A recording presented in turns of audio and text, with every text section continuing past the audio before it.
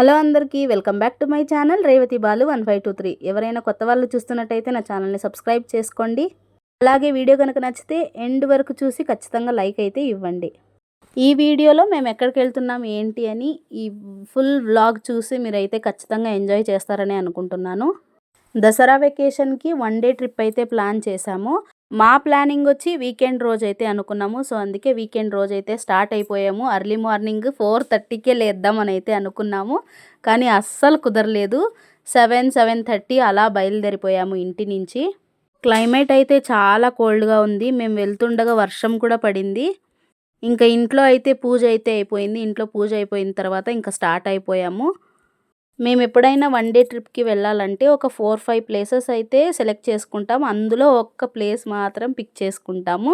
అలానే ఇప్పుడు వెళ్తున్న ప్లేస్కి కూడా మేము ముందు రోజు అనుకున్నాము. అండ్ కిలోమీటర్స్ అంతా చెక్ చేసుకొని 1 డేలో వెళ్ళి రావచ్చా అని చూసుకున్న తర్వాతే ఇంకా బయలుదేరిపోయాము, స్టార్ట్ అయిపోయాము.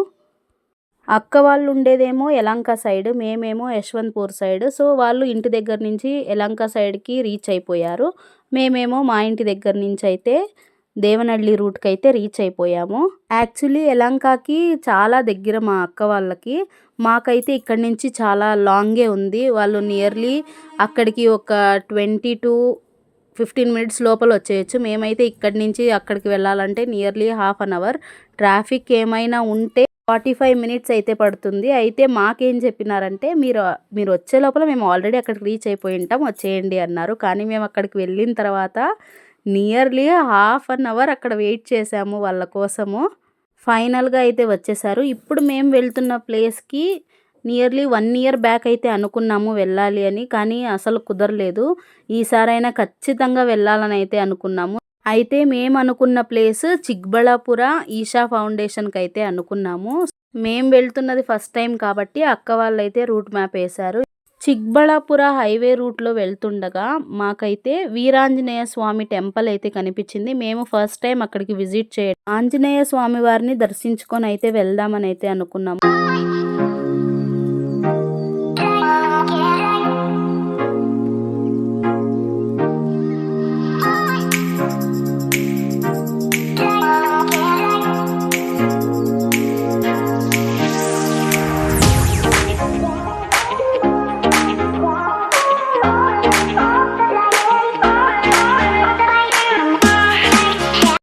చిక్బళాపురలోని శ్రీ వీరాంజనేయ టెంపుల్కి అయితే వచ్చేసినాం. హైవే రోడ్లో ఉంటుంది.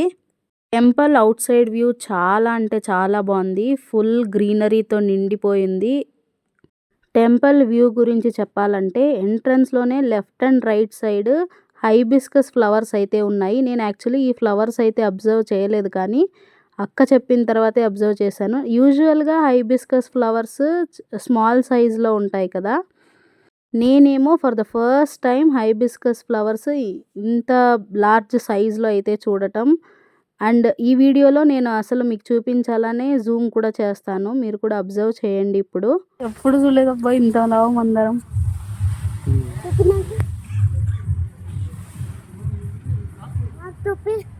ఇంత పెద్ద అద్దనన్న పువ్వు కనిపిస్తాను లేదా, అదే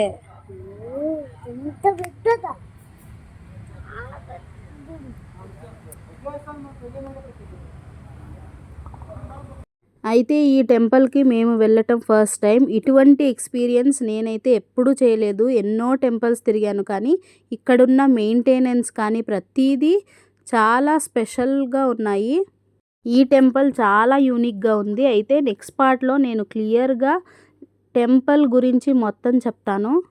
అలాగే కొన్ని ఎక్స్పీరియన్స్ అయిన విషయాలు కూడా మీతో షేర్ చేసుకుంటాను. Until then stay tuned for the next video.